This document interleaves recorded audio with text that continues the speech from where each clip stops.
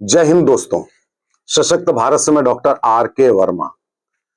आज का video political नहीं भी है और पॉलिटिकल है भी, क्योंकि मैं ये वीडियो बना रहा हूं मध्यम वर्गीय परिवारों के लिए।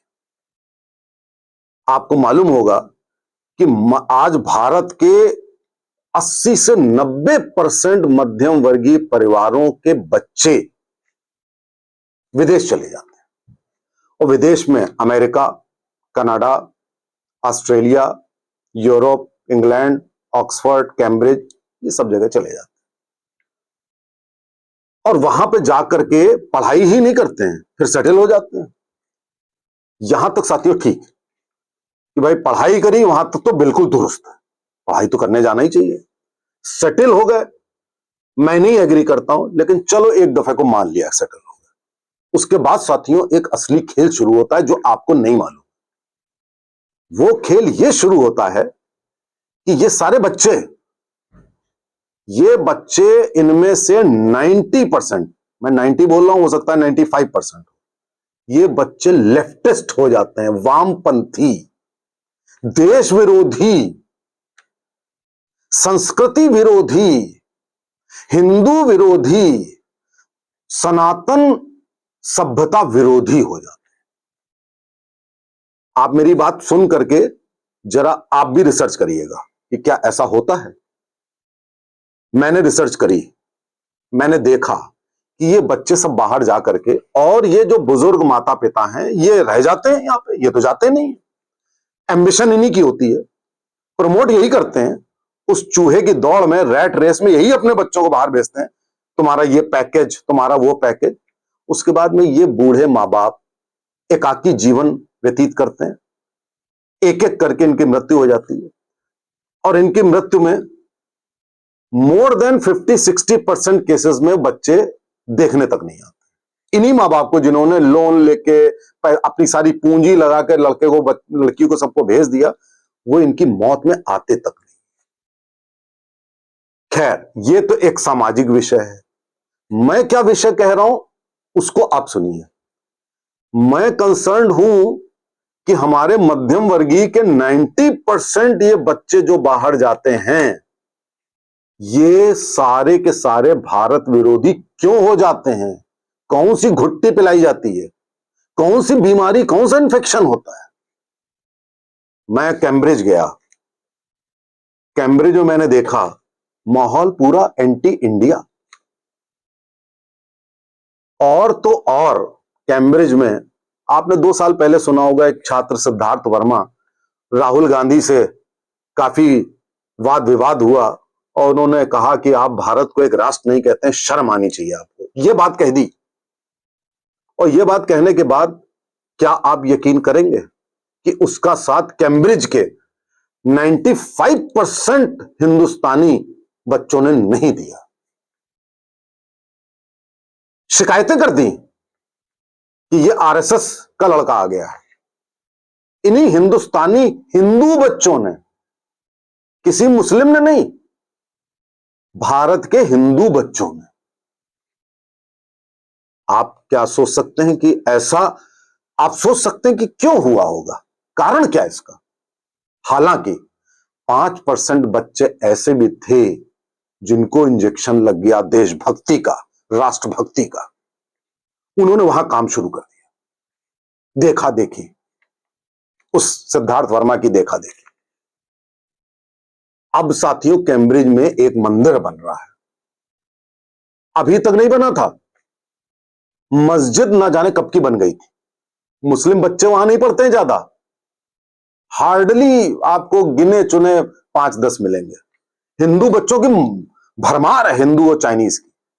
मंदिर नहीं बना, मस्जिद जाने कब की बन गई। अब जाकर मुहिम छिड़ी तो बना। ये तो मैं कैम्ब्रिज की बात कर रहा हूं। ऑक्सफोर्ड चले जाइए, आपको 99% भारतीय बच्चे आपको भारत विरोधी मिलेंगे। आप अमेरिका चले जाइए, अमेरिका में इन जनरल आप देख लीजिए। ये ठीक है कि मोदी जी जब भाषण देते हैं तो आ जाते हैं 10-15 हजार लोग आ जाते हैं, लेकिन मुझे यकीन है उन 10-15 हजार में भी 50-60-70% ऐसे होंगे जो भारत को बहुत ज्यादा भारत के समर्थन में नहीं रहते होंगे, लेकिन वो आ जाते होंगे सुनने के लिए, क्योंकि मोदी जी की लोकप्रियता और पर्सनालिटी ऐसी है। क्या आप सोच सकते हैं कि अमेरिका में अभी चुनाव होने जा रहा है, चुनाव में ट्रंप है और कमला हैरिस है। सबको मालूम है कि कमला हैरिस वामपंथी है, लेफ्टिस्ट, भारत विरोधी है। और क्या आप यकीन करेंगे कि अमेरिका में रहने वाले सारे बच्चे, सारी जनता जो हिंदुस्तानी है, वो कमला हैरिस को सपोर्ट कर रही है? कौन सी बीमारी है भाई? जबकि ट्रंप ने हमेशा भारत के फेवर में बातें करी, और यह बात कही जाती है कि अगर ट्रंप आ गए तो भारत के लिए बहुत बढ़िया होगा, भारत, इजराइल और पूरे एशिया के लिए बहुत बढ़िया होगा। सर्वविदित है यह बात। और कमला हैरिस इस समय एक तरीके से एक्टिंग प्रेसिडेंट है, जो बाइडेन की जूनियर हैं। वो क्या कर रही है भारत के साथ, मालूम होना चाहिए था उन अमेरिका के भारतीयों को, लेकिन उन्होंने वो अपनी सपोर्ट कमला हैरिस को दे रहे हैं। H1B वीजा की भी बात है, तो भारतीय तो ऐसा होता है कि एक जरा सी लालच दे दो, चाहे वो भारत का गांव हो, चाहे अमेरिका में बसे हुए या NRI हो, ये हमेशा जरा सी लालच में अपना वोट बेचते हैं। अगर इनको कोई सुविधा किसी ने बोल दी, सुविधा वो ट्रंप भी दे रहे हैं, ऐसा नहीं, किसी ने पहले बोल दी, उसी का फेवर करेंगे। तो ये परिणाम है, ये बीमारी क्या है? जबकि अगर भारत का इंटेलिजेंसिया अगर विदेश में जाके भारत की संस्कृति का प्रचार करे, जैसे प्राचीन काल में चाइनीज पिलग्रिम्स हुआ करते थे, वो अपनी कल्चर को दूसरी जगह बताया करते थे, फैलाया करते थे। बहुत सारे ऐसे हुए हैं फिलोसफर। और हमारे बच्चे, हम अपने बच्चों को केवल पैकेज, मकान, EMI, गाड़ी, खाना पीना, बस, ना देश से मतलब, ना संस्कृति से मतलब, ना हमारी सनातन सभ्यता से मतलब, किसी और चीज से कोई मतलब ही नहीं है।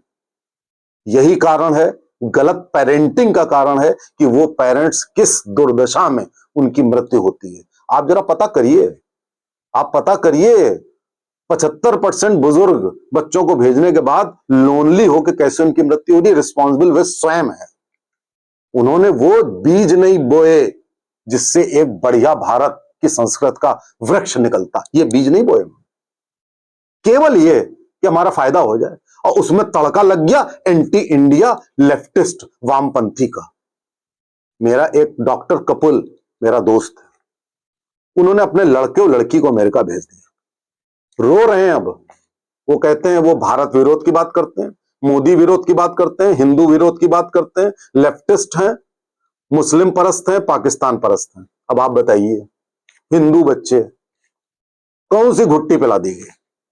स्टूडेंट्स थे, अब नौकरी करने लगे।